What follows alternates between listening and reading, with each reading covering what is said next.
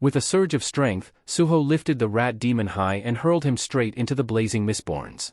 The demon smashed into the flames, shrieking in agony as the fire spread across his body. But Suho wasn't finished. He seized the demon's fallen sword and, with a powerful strike, cleaved the rat in two, ending its life with finality. Standing amidst the chaos, Suho caught his breath while Esil, still lost in her berserk fury, continued her reckless charge at anything within range. A system notification blinked before Suho's eyes, congratulating him on defeating a low-ranking demon and immediately granting him a level up. Another alert informed him that his Vulcan gauntlets had absorbed the demon's soul, boosting his physical damage by 31%. The newfound power coursed through him, an electric surge that amplified his strength. Nearby, Esil fought like a whirlwind, relentlessly assaulting the middle demon. Her attacks, though uncoordinated and wild, forced the demon on the defensive. He suddenly realized, with rising horror, that his rat companion had been slain. As he processed this, a system message popped up, indicating Esil's exhaustion. Harsh orders had worn off. The moment the skill faded, Esil collapsed face-first into the dirt. The middle demon hesitated, surprised at her sudden fall. But before he could act, Suho closed the distance like a wraith in the shadows. With a swift, iron grip, he locked the demon in a crushing headlock and twisted sharply, breaking the demon's neck with a sickening crack. Another notification flashed, a level up, and once again, his gauntlets absorbed the demon's soul. 2 down. Now, only the boss demon remained. Furious at the loss of his allies, the demon let out a thunderous roar and launched a devastating blow, sending Brokey hurtling into the dungeon wall. Dust and debris scattered in all directions as Brokey's body collided with the wall, shaking the ground under Suho's feet. The boss demon, realizing he was now alone and outnumbered, cursed his fallen allies. Useless, every last one of them, he snarled, surveying his situation. With Brokey on one side and Suho on the other, the demon was trapped. But his eyes quickly darted to Esil, lying unconscious and defenseless nearby. She was the key, her blood held the power he needed to turn the tide. Desperation drove the demon forward in a frenzied rush toward her, but Suho was quicker. He intercepted with a brutal kick, landing directly on the demon's arm. The impact twisted it with a sickening crunch and cracked the ground beneath them. The demon reeled back, howling in agony, his attack completely thwarted.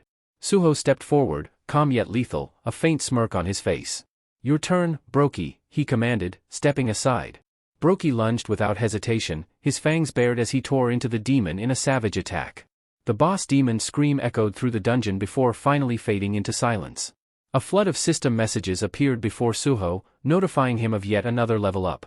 With his progression past level 20, a new feature had unlocked, store access.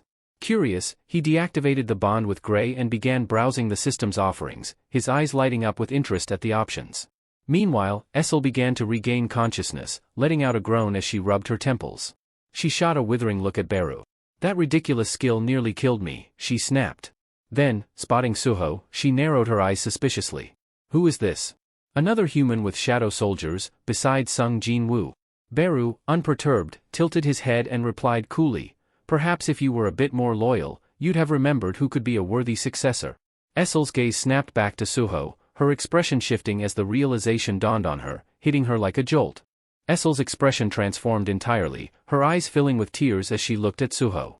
Slowly, the realization washed over her. He's the young monarch," she murmured, her voice trembling. Her gaze was locked on Suho, disbelief and awe mingling in her features. Suho stiffened, caught off guard by the sudden recognition. Questions raced through his mind. How did she know? Did she really just call me, the young monarch? Before he could respond, laughter rang out from the corner where Brokey and Gray, apparently untroubled by the serious moment, were sharing a light-hearted exchange. Esil's voice quivered, thick with emotion as she blinked up at Suho, tears spilling over. "I didn't recognize you. You've changed so much." Her voice broke. "You look so much like your father, the Shadow Monarch." Her lips trembled as she continued, her words barely a whisper, and then, without warning, she collapsed, falling into unconsciousness. A tense silence fell over the room. Suho's eyes widened as the shock registered, and he quickly turned to Beru, his voice urgent. "Beru, check her condition. Is she all right?" Beru stepped forward, shaking his head with his usual dramatic flair. Kneeling beside Esil, he examined her carefully before shrugging. "She's fine," he said, his tone almost dismissive. "Not dead, just completely drained." His calm statement seemed to ease the tension. "No need to worry, she's just worn out." Relieved, Suho turned his attention back to the hunters they had rescued. Setting his jaw, he looked to Beru again, his tone resolute. Heal them just enough to stabilize. I want everyone to make it out of here alive. As Beru set to work healing the injured hunters, the system chimed, confirming the completion of Suho's quest. A small smile crossed his face. Mission accomplished. He glanced at the group of 7 survivors, a deep sense of satisfaction washing over him as he saw them still standing. Saved them all, he thought. Then, the system notification popped up again, awarding him 3 ability points and an unexpected bonus, 700 gold. His eyes widened in surprise. Gold, he muttered, hardly believing it. They're giving me gold. Curious, Suho opened the system store and found an array of items at his disposal. Potions, weapons, tools, everything he might need was there, waiting to be bought. He chuckled, a nostalgic smile crossing his face. Feels just like getting pocket money after chores when I was younger, only now, it's like Dad sending me rewards through the system. The thought filled him with warmth. Esil, still unconscious on the ground, caught his eye. Suho bought a basic healing potion from the store, frowning as he read the label. Restores 500 HP, but only works on me. Glancing at Esil's pale face, he shrugged and decided to give it a shot anyway. Beru, should I? He started but didn't wait for an answer, carefully tilting the potion to her lips. As the liquid slipped down, her breathing evened out, and a faint flush returned to her cheeks. Beru watched with raised eyebrows, muttering, "Gold, for a demon? Young monarch, your generosity never fails." Suho sighed, already calculating his next steps. "We're not leaving her behind. Let's bring her with us to the Shadow Dungeon." He nodded to Brokey, "And bring the demon corpses too. We can't leave evidence of our fight lying around." Without delay, Brokey dragged the twisted remains of the demons while Grey lifted Esil with care, following Suho through the portal. Suho examined the rat demon sword in his hand, lost in thought, when Beru's voice cut through his musings. "Why aren't you heading back to the Shadow Dungeon as well?" Suho's fingers tightened around the weapon, his gaze shifting to the Mistborns writhing in agony, still smoldering from the earlier flames. Their suffering was plain, etched in every painful twist of their forms. "I can't just abandon them like this," he murmured. Moving swiftly, he put each of them out of their misery, one by one. His voice was soft, almost regretful. "I'm sorry. This is all the mercy I can offer." Suho lowered his head, the weight of regret lingering as he left the dungeon. Meanwhile, outside, the scene at Soul Station was anything but calm. Hunters from the association had assembled, and among them stood a high-ranking hunter with a steely expression. "What did you find inside?" he demanded. A junior hunter stepped forward, reporting, "We discovered several bodies, thorn lizards and mistborns mostly. But, the injuries on the dead hunter don't match any of their attacks. There was also a room that looked obliterated, with sword marks everywhere." The senior hunter's eyes narrowed.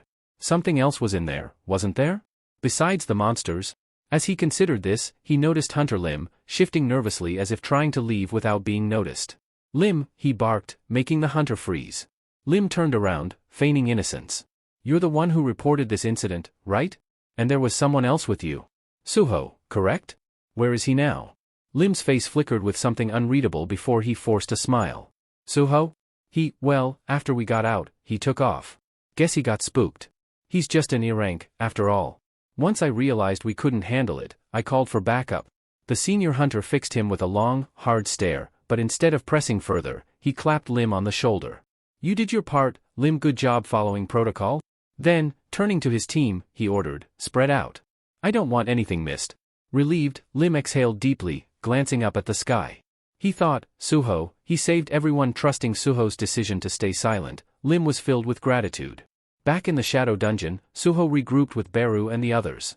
Esil, now conscious, had just been caught up on recent events, Jinwoo's ongoing battle, the invasion of the Outer Gods, and Suho's awakening. She looked stunned. After everything, Sung Jin was still fighting? Beru nodded with a somber expression. "The Shadow Monarch doesn't rest. He entrusted me with breaking Suho's seal. But honestly, our young monarch," Beru glanced at Suho, pride evident in his gaze. "He didn't even need it. He's already stronger than we ever anticipated." Suho turned to Esil. Suho's curiosity was piqued. "Wait, have we met before?" he asked, eyeing Esil closely. Esil's face brightened with excitement. "Yes. Back during the tutorial your father created for you. Don't you remember?" Suho scratched his head, trying to piece together the memory. His mind felt foggy until a flash of recognition hit him. "Wait, you're the one who surrendered the instant you saw me, right?" Beru couldn't hold back a snicker. "Couldn't even handle a simple task," he scoffed, making Esil's cheeks flush with embarrassment. She fell quiet, her gaze averted, obviously flustered. But Beru's tone shifted as he looked at her, his voice lowering. Esil, what happened in the demon realm? How did you become, this weak? Esil's expression darkened, a shadow of grief passing over her face. She took a shaky breath. I assume the young monarch has heard of how Lord Sung Jinwoo conquered the demon tower, leaving the later household in charge. Her voice was a quiet murmur, full of reverence and pain. We guarded it faithfully, waiting for the Shadow Monarch to summon us, but the call never came. For a while, we lived in relative peace. Her voice trembled as she continued. But half a year ago, that peace was shattered. It began with something called stardust, an enhancer that magnifies magical strength. This stimulant began circulating in the demon realm. Suho's eyes narrowed. He remembered the earlier fight, when the demons had used something similar before attacking. Stardust, so that's what it was, he muttered to himself. Esil's voice grew tense with resentment. It doesn't do much for high-ranking demons, but for the low-ranked? It grants power with no apparent cost. For them, it was both a blessing and a curse. With the Shadow Monarch gone so long, these low-level demons saw it as their opportunity. They formed alliances, banded together, and eventually rebelled against the later household. As she spoke, her hands trembled, and her voice became strained with the weight of painful memories. What started as unrest became a war. We fought to hold our ground, but they were relentless. The rebellion only grew, and before we knew it, the demon realm was consumed by chaos. Esil's voice quivered as she spoke, each word heavy with sorrow. We fought, my family, my entire household fought with everything we had to protect the demon castle, the stronghold entrusted to us by the Shadow Monarch himself. But each passing day, we grew weaker, more exhausted. Tears began to gather in her eyes, and her body trembled as painful memories resurfaced. In the end, we lost. They destroyed us. Every last member of my household was sacrificed. Her voice broke, and a tear traced a path down her cheek. I barely survived by chance, but even so, they drained so much of my blood that I lost my powers. How could I possibly face the Shadow Monarch now, after failing like this, after losing everything? The grief in her words cast a somber stillness over the room, each unspoken sorrow weighing heavily in the air. But then, unexpectedly, Suho's voice rang out, firm yet gentle. You did everything you could. Esil looked up at him, startled, disbelief etched into her tear-streaked face as if she couldn't believe her ears. Suho stepped closer, his expression sincere. You gave everything for your household, for my father. You fought till the very end, risking your life. If he were here now, he'd say the exact same thing. His words held a warmth that cut through her despair, and a soft, grateful smile graced his face. Thank you, Esil. For everything you and your people did. You stood strong, and that's something I'll always honor. For a moment, Esil was speechless, the intensity of his gratitude flooding through her. But gradually, her shock gave way to something more hopeful. She met his gaze, a spark of determination rekindling within her. Suho's expression hardened with resolve. And now, I'll do everything in my power to help you. We'll restore the later household, bring it back to its rightful place. Her eyes filled with tears again, but this time, they were born of hope. With a tremulous smile, she whispered, the household's name, its later, young monarch. Just as the moment settled between them, the system suddenly chimed, breaking the quiet. A message appeared before Suho's eyes, catching him off guard. This time, it was unlike anything he'd seen before. The notification informed him that the last surviving member of demon nobility had formally expressed her thanks. And then came a question that made Suho's heart skip a beat. A notification from the system flashed before Suho's eyes, stopping him in his tracks. The message read, Esil later, last of the pure-blooded demon nobles and descendant of White Flame, has expressed her gratitude. Would you like to recruit her as your companion? Suho's expression shifted from surprise to disbelief. Esil, the descendant of the White Flame monarch? It was difficult to grasp. Beru and Esil sat nearby, both relaxing after everything they had been through. But the moment Suho processed the message, his face twisted with shock, drawing Esil's attention. Suho, are you okay? You look like you've seen a ghost, she said, her voice tinged with concern. Suho's mind whirled as he pieced it all together. So, because she's the last of the demon nobility, this bond is possible? Then, a mischievous grin crept onto his face. Well, things just got a whole lot more interesting, he muttered under his breath, and with a confident smile, he accepted her as his companion. The instant he did, a flood of new system notifications lit up his vision. One announcement read, You have recruited the descendant of the White Flame Monarch. New bond skill created, Demon Strike. He raised an eyebrow as he read the skill's description. It would let him channel Esil's energy to unleash a fierce, destructive attack. Meanwhile, Esil's shocked gasp brought him back to reality. Her own system screen appeared in front of her, and she stared at it, utterly baffled. What is this?" she exclaimed, clearly alarmed. Suho tried to hold back his laughter. "Relax, it's the system for my companions. You're officially part of the team now." He glanced at Baru, raising an eyebrow. "So the system shows up for my companions too.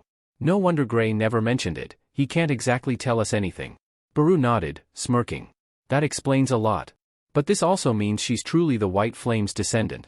Esil looked between them, still in shock. "White Flame's descendant? What are you talking about?" "Me." Suho gave her a reassuring smile, though he didn't answer her just yet. "Let's put our new bond skill to the test, shall we?" He nodded at her encouragingly. "Are you ready to give it everything you've got, Esil? We need to see what Demon Strike is capable of." Esil, though bewildered, met his gaze with a determined glint in her eyes. Esil, not entirely confident in her abilities, nodded reluctantly. "All right, I'll try, but no promises."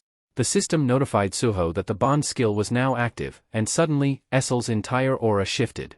Her purple hair faded to a haunting white, her appearance transforming into something ghostly and ethereal, as if she were a spirit from another realm. Suho watched in fascination as her mana condensed into a swirling orb of energy, which then channeled directly into his fist, catching him by surprise. "That's new," Suho muttered, glancing at his hand now brimming with power.